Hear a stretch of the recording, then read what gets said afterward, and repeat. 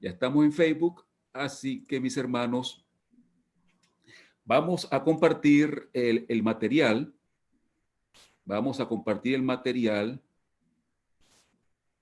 Ok, no sé si lo están viendo ustedes. ¿Lo están viendo, hermanos? Ok, muy bien. Recuerden, vamos a poner el reloj por aquí, son las 7:31. Eso significa que más o menos a las 8 esperamos terminar, ¿ok? Si hay alguna pregunta, tanto en Facebook, ojalá y pueda verla por aquí, o la tenemos en el Zoom, entonces siéntase libre, por favor, de hacer la pregunta. Daniel capítulo 8, la profecía que establece la fecha del comienzo del juicio. Si hay una profecía que los adventistas del séptimo día deberíamos conocer, es esta profecía. Esta profecía es muy importante que nosotros la podamos analizar, ¿ok? Así que comienza diciendo la profecía: cuando tuve esta visión, escribió Daniel, yo estaba en Susa, que es la capital del reino, en la provincia de Elam. Tuve esta visión estando junto al río Ulai. Así que esta profecía, Daniel la recibió, ya Babilonia era historia, ¿ok? Así que Daniel estaba ya en el imperio de los medos y los persas, y esa es la razón por la cual esta profecía es un poquito distinta a la otra profecía, porque Babilonia ya no es tomada en cuenta. Y entonces, ¿qué es lo que vio Daniel? Dice la Biblia que Daniel vio un carnero con dos cuernos, y uno de los cuernos era más largo que el otro. Así que es interesante, hermanos, que en esta profecía Dios utiliza animales que eran utilizados en el santuario. Así que desde ya el Dios nos quiere llamar la atención al santuario, porque el carnero era uno de los animales que se utilizaba en el santuario. Y este carnero representa a los medos y los persas.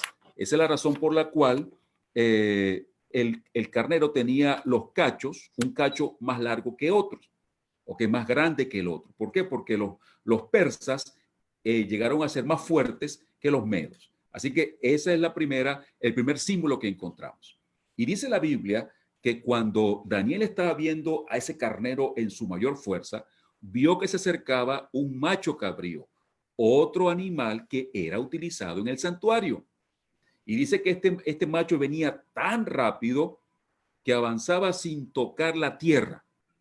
Así que aquí se nos presenta una característica que tenía el reino al cual representaba este macho cabrío: Grecia. Grecia, gobernada por Alejandro Magno,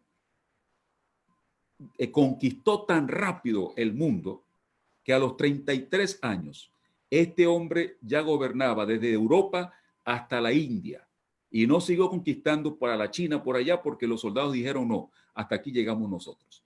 Pero lo hizo de una manera rapidísima. Acabó con el imperio de los medos y los persas, tal cual Dios lo explicó en el tiempo de los medos y los persas, cuando Grecia ni siquiera tenía la solidez. Dios estableció lo que iba a ocurrir, no porque lo estableció así, sino porque él sabía que eso iba a pasar, la guerra entre las naciones. Así que, mis hermanos, se cumplió esta segunda parte de la profecía. Y nos dice la escritura que el macho cabrío venció al carnero y quebró sus dos cuernos. Así como dice que tiene un gran cacho, y ese gran cacho representa a Alejandro Magno, que tumbó, derrotó al imperio de los medos y los persas. Y dice la Biblia, entonces, el macho cabrío se engrandeció sobremanera, y estando en su mayor poderío, aquel gran cuerno fue quebrado, y en su lugar crecieron otros 4 cuernos muy visibles hacia los 4 vientos del cielo. Exactamente como Dios lo dijo, así pasó. Dice la escritura o la historia, que cuando Alejandro Magno estaba en su mayor poderío y estaba sin siquiera, tenía apenas un bebé como hijo, el hombre vino en una borrachera, se murió. Y entonces, como lo dice aquí, este cuerno que representa a Alejandro Magno fue quebrado y en su lugar, como lo dice, como pasó en la historia, surgieron cuatro gobiernos. El imperio griego se dividió en 4 regiones. Los 4 principales generales asumieron una parte del imperio y entonces se cumplió también lo que dice la escritura. Dice que hacia los 4 vientos del cielo, entonces se dividió el imperio de los griegos. ¿Ok? Así que de acuerdo a la profecía, la historia confirma la profecía. Y dice algo muy interesante. Aquí la cosa comienza a ponerse más interesante y comienza a agregar lo que es nuevo. Y dice, y de uno de ellos, o sea, de uno de los 4 vientos, salió un cuerno pequeño que creció mucho hacia el sur, hacia el este y hacia la tierra gloriosa. Es interesante que nosotros entendamos que en el Daniel capítulo 8, Dios está más interesado en hablar del cristianismo que se corrompió, más interesado que hablar del imperio romano, porque de acuerdo a Daniel capítulo 2 y Daniel capítulo 7, después de los medos y los persas debían venir los griegos, y después de los griegos debía venir el imperio romano. En Daniel capítulo 7, al imperio romano se le describe como una bestia que no tiene comparación en los animales de que existen hoy. Por eso dice Daniel, una bestia indescriptible, terrible. Así se representó al imperio romano en Daniel capítulo 7. Y en Daniel capítulo 7 aparece un cuerno, ¿se acuerdan ustedes? Un cuerno pequeño, comienza pequeño y sale de la cabeza y entonces desarraiga o tumba otros cuernos. Bueno, ese cuerno pequeño en Daniel capítulo 7 representa una institución que surgió, que debía surgir después de la caída del imperio romano. Y allí en Daniel 7 se nos dice que es el surgimiento o representa a la Roma papal, la Roma cristiana, que fue la institución que surgió después de la caída del imperio romano. Pero en Daniel capítulo 8, Dios está tan interesado no tanto en el imperio romano, sino en el cuerno. Y es por eso que ahora el cuerno asume el protagonismo. Al principio, ese cuerno representa al imperio romano. Por eso es que dice allí que salió un cuerno pequeño, así como Roma era una ciudad pequeña, pero poco a poco Roma fue agarrando fuerza y creció mucho hacia el sur, porque Roma está en el norte, en Europa, y creció mucho hacia África, creció mucho hacia abajo. Y hacia el este, Roma agarró todo lo que hoy se llama Turquía, todo eso lo agarró Roma, y hacia la tierra gloriosa, que es la tierra de Palestina.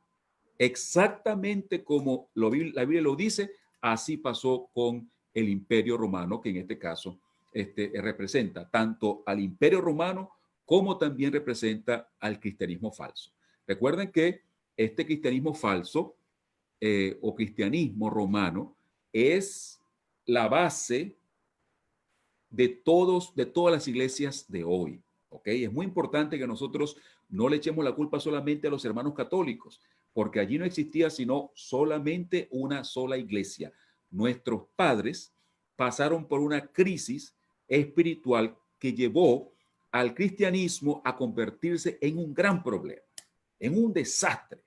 Y por eso Dios quiere que nosotros estemos bien claros, porque ese desastre que Satanás provocó en el cristianismo y que los cristianos lo permitieron, echó por tierra muchas cosas importantes. El mensaje que Dios quiere que el mundo comprenda. Esa es la razón por la cual es tan importante Daniel capítulo 8, porque Daniel capítulo 8 y 7 nos presentan a nosotros cómo el cristianismo dañó el mensaje que Dios tiene para el mundo. ¿Ok? Y vean lo que dice la escritura. Daniel capítulo 8, versículo 10. Se engrandeció este cuerno, el cristianismo falso, hasta el ejército del cielo y echó por tierra parte del ejército y de las estrellas y las pisoteó. Así que nosotros entendemos que el ejército del cielo está conformado los ángeles, también están allí todos aquellos que creemos en Jesucristo, también estamos como parte del ejército del cielo, porque dice la Biblia que cuando nosotros creemos y somos bautizados, entonces nuestro nombre es inscrito en el libro de la vida que está en el santuario celestial. Y nosotros entramos a formar parte de la familia de Dios. Así que nosotros nos convertimos en ese ejército del cielo también. Por eso el cristianismo, al olvidarse de las escrituras y echar por tierra la verdad, entonces los que querían seguir las escrituras fueron atacados por estos hermanos que estaban equivocados. Y dice la escritura, en el versículo 11, el capítulo 8, que el cristianismo se engrandeció contra el jefe del ejército. ¿Y qué significa que se engrandeció contra el ejército, contra el jefe? El jefe del ejército es Miguel, es Jesucristo. ¿Pero qué significa esto? Bueno, que lo que Jesús vino a establecer en esta tierra, el plan de salvación de acuerdo al santuario, la iglesia cristiana lo echó por tierra el trabajo de Jesús, estableció una institución aquí donde la gente tenía que olvidarse del santuario celestial, donde está Jesús, para enfocarse en las cosas que la iglesia estaba haciendo en esta tierra. Por eso dice allí que se engrandeció contra el jefe del ejército. Y dice que también fue quitado por esta iglesia el sacrificio continuo. En el original no aparece la palabra sacrificio, sino la palabra continuo. ¿Por qué? Porque Jesús, cuando murió en la cruz, él comenzó a ofrecer continuamente el perdón. Todo aquel que crea en el Señor Jesucristo y sea bautizado será salvo. Así que había un continuo ofrecimiento de la verdad, de la salvación. Pues esto el cristianismo intentó pararlo a través de la confesión a los sacerdotes, a través de la misa y otra cantidad de cosas que comenzaron a dañar el trabajo de Jesús. Y dice la Biblia que el lugar de su santuario, donde Jesús está trabajando allí en el lugar santo, el lugar santísimo del santuario celestial, lo trataron de derribar. Así que la obra de Jesucristo en el cielo, pues la iglesia cristiana la pasó a esta tierra y entonces echaron por tierra el trabajo tan importante que Jesús está haciendo.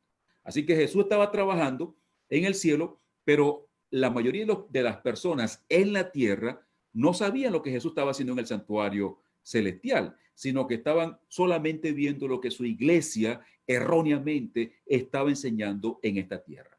Así que imagínense el tremendo problema para Dios y el tremendo problema para los seres humanos. ¿Por qué? Porque entonces era una mentira. Ellos estaban creyendo una mentira. No sé si hay alguna pregunta. Recuerden que si hay alguna pregunta, usted la puede hacer. Usted me puede escribir por el Zoom o me puede decir, pastor, y yo con todo gusto voy a tratar de responder la pregunta. Así que mis amados, ¿cómo vamos? Miren cómo la Biblia nos está diciendo que nos vamos metiendo en problemas. Y esto ocurrió en la Edad Media. El cristianismo enredó todo. El mensaje de Dios perfecto allí reflejado estaba totalmente corrompido. Y entonces vean lo que sigue diciendo el versículo 12. Por medio de la rebelión le fue entregado el ejército junto con el sacrificio continuo. O sea que Dios permitió, porque recuerden, esta tierra es un lugar donde se está probando si Dios es justo o no. Se está probando si Satanás tiene razón o no. Por eso es que Dios tiene que dejar muchas veces que las cosas maduren para que los ángeles y los seres de otros planetas y los seres humanos nos demos cuenta que Dios no quiere nada obligado, que Dios es un ser, un caballero, es una persona que nos ama, que quiere que nosotros entendamos la verdad, no quiere nada obligado. Así que Dios dice, Dios permitió que más o menos durante 1260 años se le entregase a este cristianismo, se le entregase la dirección de la iglesia en esta tierra, pero siempre hubo gente fiel. Por eso hubo muchas personas que murieron. Más de 50 millones de personas se considera, fueron muertas por la Inquisición. Más de 50 millones. Nosotros a veces nos admiramos que fueron muertos 6 millones de judíos, pero en la Edad Media más de 50 millones de personas fueron muertas debido a este gran problema. ¿Ok? Así que, mis queridos, fíjense cómo Dios está dejando allí y Dios está con paciencia. Y dice que este poder hizo cuanto quiso y prosperó. ¿Ok? A cuanto quiso y prosperó. Sin embargo, aquí viene la buena noticia. Aquí viene la buena noticia. Dice la Escritura que Dios levantó lo que se llamó la reforma. ¿Y por qué se llama la reforma? Porque estas personas querían reformar el cristianismo. Y también se le llama los protestantes. ¿Por qué? Porque ellos querían protestar contra los abusos de la iglesia en contra de la Biblia. Y entonces vino alguien llamado Martín Lutero. Y él estableció, con el estudio de la Biblia, por eso es tan importante estudiar la Biblia. No me crean a mí, no crean al pastor, créanle la Biblia. Cuando digo esto me refiero a que el pastor y yo tenemos que fundamentar nuestra enseñanza en la palabra de Dios. Y cualquier persona, porque hay mucha gente que está hablando de la Biblia, pero nosotros tenemos que estar bien seguros que lo que estamos estudiando está fundamentado en la Biblia. Eso fue rescatado por Martín Lutero. Por eso es que él estableció varias cosas con la ayuda del Espíritu Santo. Primero, sola fe. Solamente hay que creer en Jesucristo para ser salvo. Eso lo rescató. Hasta ese momento la gente decía, Jesucristo no. Si tú eres cristiano, si tú estás con la iglesia, tú eres salvo. No, eso es una mentira. A mí no me salva ser adventista. A mí no me salva ser católico. A mí me salva Jesucristo. Y cuando yo estoy en Jesucristo, estoy salvo en Jesucristo, Él me va a llevar a la iglesia. Pero la iglesia no me salva, pero yo tengo que estar en la iglesia. ¿Por qué? Porque la iglesia es el cuerpo de Jesucristo. ¿Ve? Pero el ir a la iglesia no me salva la conexión con Jesucristo. También Martín Lutero rescató sola gracia, que únicamente la gracia de Jesucristo es la que nos salva, y sola escritura. Nada de padres, nada de concilios. Él dijo, si Dios lo dice, lo hacemos. No importa que lo diga quien lo diga. Si Dios lo dice, lo hacemos. Y esto fue una revolución y estableció lo que se llamó el sacerdocio de los creyentes, donde Dios estableció que todos somos un cuerpo, uno son el dedo, otro el ojo, el otro es la oreja. Cada uno tiene una función importante dentro del reino de Dios. Así que la Biblia nos dice que el dominio de este cristianismo falso, donde Dios permitió eso durante la Edad Media, iba a durar 1260 años. Y eso comenzó en el año 538 hasta el año 1798. ¿Qué pasó en el 538? Bueno, en ese año fue cuando el último obstáculo que tuvo el cristianismo para convertirse en un poder político desapareció. En el año cuando el Imperio Romano se dividió, porque recuerden que el Imperio Romano se dividió en el Oriente, Imperio Romano del Oriente, Imperio Romano del Occidente. Entonces, el Imperio Romano de Occidente, que tenía su base en Roma, como estaba rodeado por diferentes naciones paganas o naciones bárbaras, usted ha visto la película o la serie Vikingo y muchas series por allí, tienen que ver con esos tiempos, cuando la gente quería entrar en el Imperio Romano, porque así como la gente hoy quiere entrar a Estados Unidos y quiere ir a Europa porque allá viven mejor y tienen mejor trabajo, bueno, lo mismo pasaba en aquel momento. Entonces la gente quería estar allí, quería entrar en el Imperio Romano y llegaron a destruir el Imperio Romano. Y entonces cuando el emperador se fue para el Oriente, porque allá no había mucho de estos pueblos, él dejó al cristianismo como cuidando. Cuídame el imperio hasta que yo vuelva otra vez a gobernar. Pero nunca pasó.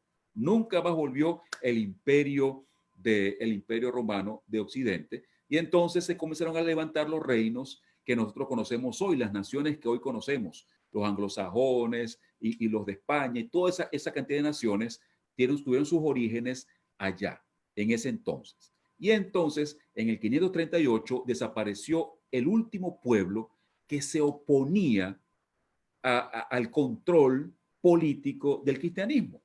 ¿Ok? Ellos eran del tipo arriano, así que en ese momento desapareció el imperio de Oriente, mandó un ejército, los destruyó. Entonces allí cuando ese pueblo fue destruido, la iglesia sí pudo agarrar fuerza y decir, bueno, ahora sí vamos a trabajar juntos, y aunque tenían buenas intenciones, se olvidaron de la palabra de Dios, y al olvidarse la palabra de Dios, las cosas comenzaron a ir de mal en peor. ¿Y qué pasó en 1798? Bueno, Napoleón Bonaparte, él decía, no, aquí nada de Dios. Ellos eran anti-Dios, eran ateos, los franceses, Napoleón y toda esa gente. Y dijeron, no, nosotros no queremos nada, pero realmente ellos estaban bravos, era con el Dios falso que se había mostrado, un Dios vengativo, un Dios totalmente fuera de lógica, como lo presentó el cristianismo. Entonces, en 1798, Napoleón mandó a un general para que tomara preso al Papa y entró allí a Roma, lo tomó preso y lo llevó para Francia. 1798, lo que la Biblia llama, o en Apocalipsis, la herida mortal. ¿Ok? Así que vemos cómo la cosa iba mal, Dios intervino y entonces al poder que se ve levantado en contra de Dios le fue mal también, y nosotros vamos llegando al tiempo del fin. Pero quizá no vamos a poder terminar hoy, quizá terminaremos en otro momento, porque la profecía tiene que entenderse así, poco a poco. Y si hay alguna pregunta, usted tenga libertad para hacerlo, ¿ok? Así que vamos a ver los últimos minutos que tenemos, pues. En ese momento, ojo con esto, ojo con esto. En ese momento, cuando el general Berthier, francés, mandado por Napoleón, entró y tomó preso al Papa, la Biblia llama ese momento como el comienzo del tiempo del fin. La Biblia menciona que cuando se acabe la profecía de los 1260 años, entonces ahí comenzará el tiempo del fin. Y en el tiempo del fin, se llama tiempo del fin porque es el último pedazo del tiempo hasta que venga Jesús. ¿Ok? Así que es un tiempo muy importante, muy importante. Y vamos a ver un poquito cómo Dios, todo el desastre que se había producido en el cristianismo, Dios tuvo que reparar eso. Dios tuvo que llamar a un pueblo para que levantara otra vez todo lo que se había echado por tierra, todo el desastre. ¿Ok? Y vamos a ver un poquito, a ver hasta dónde llegamos, cómo fue que Dios lo hizo. Y entonces, en el versículo 13 del capítulo 8, versículos 13 y 14 dice, entonces oí a un santo que hablaba, y a otro de los santos preguntó al que hablaba, ¿hasta cuándo será solo visión el sacrificio continuo y durará la rebelión desoladora y serán pisoteados el santuario y el ejército? Y él respondió, hasta 2300 tardes y mañanas. Luego el santuario será restaurado. Así que aquí aparecen varias cosas interesantes. Primero, Dios sabía que tenía que arreglar las cosas, pero Dios estaba allí hablando con Daniel. Daniel tenía una situación mental, él estaba en cautiverio. Y Daniel pensaba que esas cosas tienen que ver con su tiempo, porque nosotros pensamos así siempre. Nosotros pensamos que las cosas van a ocurrir en nuestro tiempo, pero estas cosas tienen que ver con mucho tiempo después. Pero cuando Daniel estaba escuchando eso, Daniel se sintió un poquito preocupado, pero vamos a hablar un poquito más de eso un poquitico más adelante. Aquí aparecen dos santos, dos ángeles hablando. Y allí nos habla un poquito del método que Dios tiene para que nosotros podamos aprender. ¿Ok? Y entonces están hablando. Y hablan de la visión, el sacrificio continuo. Entonces está hablando allí dos ángeles diciendo, mira, ¿hasta cuándo ocurrirá el problema con el continuo, con la obra de Jesús? ¿Hasta cuándo va a ser eso? La rebelión desoladora. O sea, están hablando del problema que aquí en la iglesia cristiana había establecido, la iglesia católica había establecido en esta tierra. Y entonces, ¿hasta cuándo va a estar siendo pisoteado el santuario? Allí el santuario celestial, donde Jesús está trabajando. ¿Hasta cuándo? Están preguntando los ángeles, ¿ves? Y entonces se le da la respuesta. Dice, hasta 2300 tardes y mañanas. Luego el santuario debe ser restaurado. Qué interesante. Así que Dios nos dice que hay una profecía que se llama la profecía de los 2300 tardes y mañanas. O, como también lo podemos decir, la profecía de los 2300 días. Así que hay una profecía que cuando esa profecía termine, entonces Dios va a comenzar la restauración, la purificación, va a levantar otra vez, va a llamar la atención del mundo hacia el santuario celestial. Así que lo que estaba dañado, Dios dice, bueno, cuando termine esa profecía de 2300 años, entonces yo voy a mandar un pueblo que va a comenzar a levantar otra vez la verdad, va a comenzar a trabajar para que todo el mundo sepa lo que Jesús está haciendo en el santuario celestial. Eso es lo que Jesús está haciendo o lo que Jesús quería hacer. Pero el tiempo se nos fue. Así que nosotros tenemos que terminar ahora. Y para que usted me inviten otra vez después, yo tengo que terminar a la hora que les di. Así que yo quiero preguntar, ¿alguna cosa no quedó clara? Porque si yo me meto en este tema ahorita de los 2300 años, pues aquí vamos a estar otra media hora más. Y entonces yo quiero cumplir lo que acordamos. Así que yo sé que les dije que íbamos a hablar de esta profecía, pero el tiempo no nos alcanzó. Así que quiero saber, ¿hay alguna pregunta? ¿Tienen alguna inquietud? Vamos a ver si por aquí algunos de los que están en Zoom.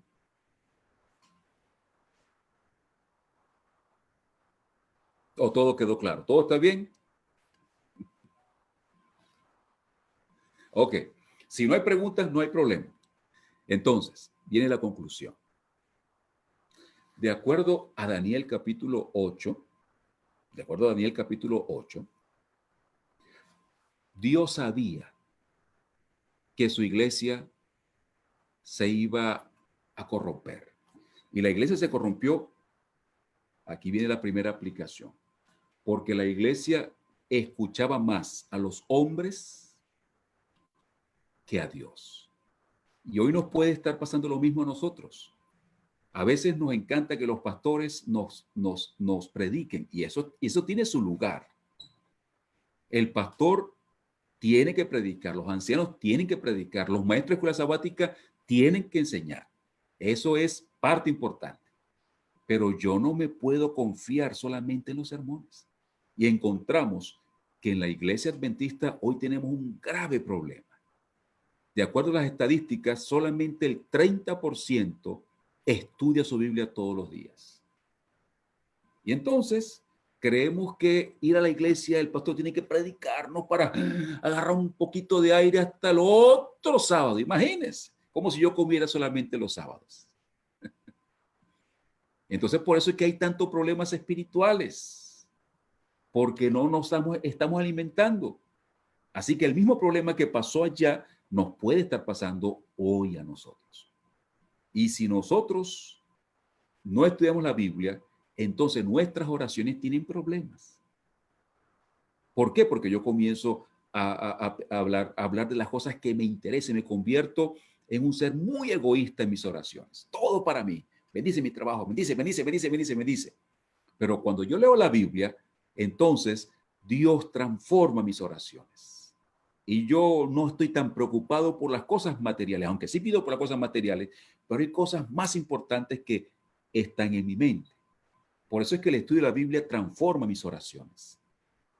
Y cuando yo estudio la Biblia y oro, como consecuencia, yo voy a ser la sal de la tierra y yo voy a ser la luz del mundo. Por eso que en el santuario celestial encontrábamos en el lugar santo 3 muebles. La mesa, que representa la Biblia, el altar del incienso, que representa las oraciones, y el candelabro, que representa nuestro ministerio. Por eso es que Dios hoy levantó a la iglesia adventista para que hagamos esas 3 cosas. ¿Por qué? Porque cuando yo estudio la Biblia, yo entiendo la verdad y la verdad está en el santuario celestial, la verdad está ya con Jesucristo, que es mi abogado, es mi salvador. Yo necesito bautizarme, yo necesito que Jesucristo me salve. Eso es lo que dice la Biblia con respecto a Jesucristo. No importa mi condición, Jesucristo me acepta. Soy salvo por gracia. No importa cuán pecador yo sea, Jesucristo es mi salvador. Eso es lo que dice la Biblia. Y una vez que yo estoy salvo, entonces Cristo me lleva para que transforme el Espíritu Santo mi vida. Y yo estoy en el proceso de la santificación. Cada día hablo más semejante a Jesús. Cada día me parezco más a Jesús. Cada día la forma como como, los ejercicios que hago, la forma como trato a mi esposa, la forma como trato a mis hijos, cada día se asemeja más a mi Señor Jesucristo. Eso es lo que Dios quiere. Y cuando yo me asemejo a Jesucristo, tengo más paz, tengo más gozo, tengo más salud, tengo más dinero, tengo más bendiciones. Y aunque Dios permite a veces que yo entre en crisis para que mi fe se fortalezca, yo sé que mi Salvador vive. ¿Ah? Así que, mis hermanos, Dios levantó esta verdad. El desastre que el cristianismo produjo fue atacado por Napoleón porque presenta un Dios, así como está en el crucifijo, un Dios muerto. Usted ve en el crucifijo que es un Dios flaco allí como crucificado. Así presentaba el cristianismo a Jesucristo. Pero Jesucristo no es un Dios que está crucificado, hermanos. Es un Dios todopoderoso que está en el santuario celestial diciendo, ¿quién quiere ser salvo? No importa que seas un drogadicto, una prostituta, ¿quién quiere ser salvo? Es un Dios todopoderoso. Por eso nosotros no servimos a un Dios muerto, servimos a un Dios vivo, un Dios vivo. Así que en esta noche, hermanos, yo quisiera orar por alguien que necesita, como yo, a ese Dios vivo. Puede ser que tú, mi hermana, puede ser que tú, mi hermano, mi querido joven, tengas un problema. Alguno está preocupado por un familiar que está enfermo. Yo tengo varias personas por las cuales estamos orando que están enfermas con el COVID. Un amigo mío le dio un ACV anoche. Necesitamos un Dios vivo, poderoso. Ay, hermano, qué bueno es saber que Dios no solamente escucha, no es un viejito que está escuchando, es un viejito que no es, primero no es viejito, y segundo, escucha para hacer. Pero lo bueno es que él no hace lo que yo le pido muchas veces, porque él sabe que no es lo mejor. Y él hace algo mucho mejor.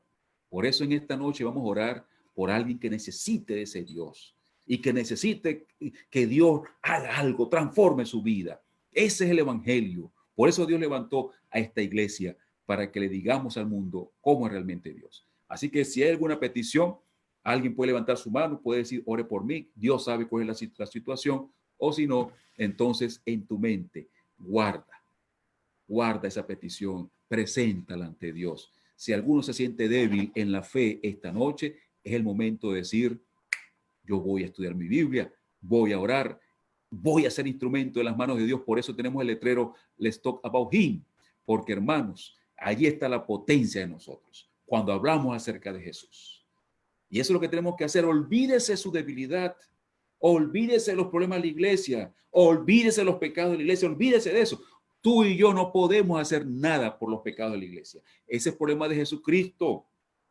Yo soy el que tengo que estar pendiente de mí. Y cuando yo estoy pendiente de mí, cada uno está pendiente de estar bien conectado a Jesucristo, entonces los pecados de la iglesia, ¿ves? Se van. Eso es todo, hermanos. Cuando yo estoy más cerca de Jesucristo, tú también, entonces no significa que no habrá problemas. Sí habrá problemas, pero habrá grandes bendiciones. Así que en este momento vamos a orar, vamos a darle gracias a Dios, hermanos, y vamos a ver si es posible continuar después con esta clase. Vamos entonces a orar en este instante. Oramos. Nuestro Padre y nuestro Dios, muchas gracias te damos por Jesucristo, Señor. Muchas gracias porque Él abrió el camino, abrió la oportunidad para que cualquiera de nosotros, no importa cuán pecadora o pecador sea, cualquiera de nosotros pueda ir al Padre y pueda encontrar la salvación y pueda mantenerse salvo. Y ahí está el Espíritu Santo ayudando a Jesucristo para que nos mantengamos cada día más fieles, más firmes, más felices, más victoriosos, más triunfadores. Gloria a tu nombre, Señor. Gloria a tu nombre. Y aquí tú ves los corazones que estamos estudiando tu palabra. Tú sabes cuáles son nuestras luchas. Tú sabes cuáles son nuestros temores. Tú sabes que, Señor, algunos estamos perdiendo familiares. Se está muriendo mucha gente, Señor. Pero sabemos que este mundo, aunque está en crisis, no has perdido tú el control. Hay una iglesia que tiene un mensaje. Hay un mensaje que da al mundo, Señor. Gracias te damos porque en ese mensaje encontramos gozo, encontramos paz y encontramos poder de Dios para salvación. Así que, Señor, que tu poder siga sosteniendo a cada uno de acuerdo a nuestra necesidad. Gracias por tu palabra, Señor. Todo esto te lo pedimos, te lo agradecemos. En el nombre santo de Jesús. Amén. Dios me lo bendiga, hermanos. En este momento voy a suspender la transmisión por